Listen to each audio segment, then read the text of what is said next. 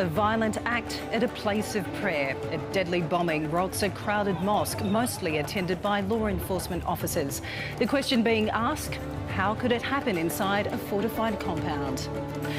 A visit to Israel at a time of increased regional tensions. The US top diplomat urges steps be taken for calm to be restored.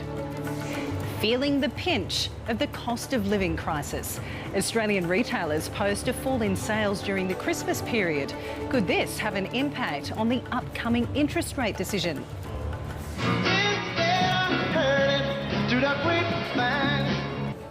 And remembering Barrett Strong, the trailblazing artist behind some of the most recognisable soul songs, who's died at the age of 81.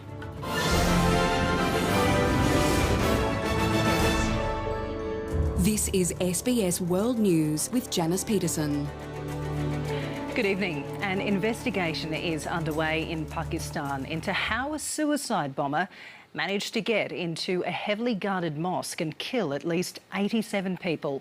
Around 170 others were wounded, many of them critically, in the attack inside Peshawar's heavily guarded red zone. The Police Lines Mosque is located within a kilometre of Peshawar's High Court, Provincial Assembly and the city's main military fort. Many of the dead are police officials.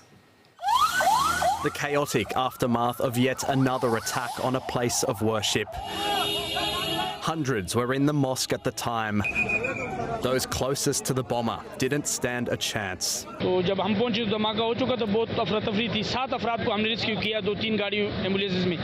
तो 7 में से 2 हमें शहीद हो गए और बाकी 5 जो थे वो जख्मी। Shocked survivors among those demanding to know how the bomber managed to slip past security and join the first row of worshippers as they were about to begin Monday afternoon prayers. The force of the blast caused the roof to collapse, trapping those at the front of the mosque under a pile of rubble. Rescuers saving one man and locating at least one other trapped under the debris. Nearly half of the dead were police officials. It was a hectic situation. There were so many patients, so many attendants who were here, so many injuries over here. It definitely makes me afraid. I am a human being. These are my brothers and sisters who are here. I do care for them. My heart bleeds for them. Prime Minister Shehbaz Sharif arrived in Peshawar, appealing for residents to donate blood. He later tweeted, "The sheer scale of the human tragedy is unimaginable," calling it an attack on Pakistan and saying anyone targeting Muslims during prayer had nothing to do with Islam.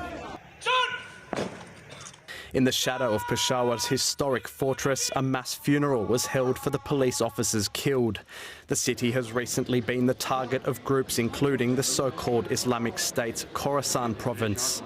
The Pakistani Taliban initially claimed responsibility for the attack, but later released a statement saying it had nothing to do with it. Analysts say whoever carried it out dealt a severe blow to Pakistan's security services.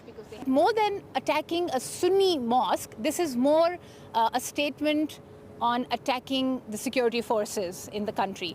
Security, the latest issue to dog the new Pakistani government as it deals with the aftermath of natural disasters and a troubled economy.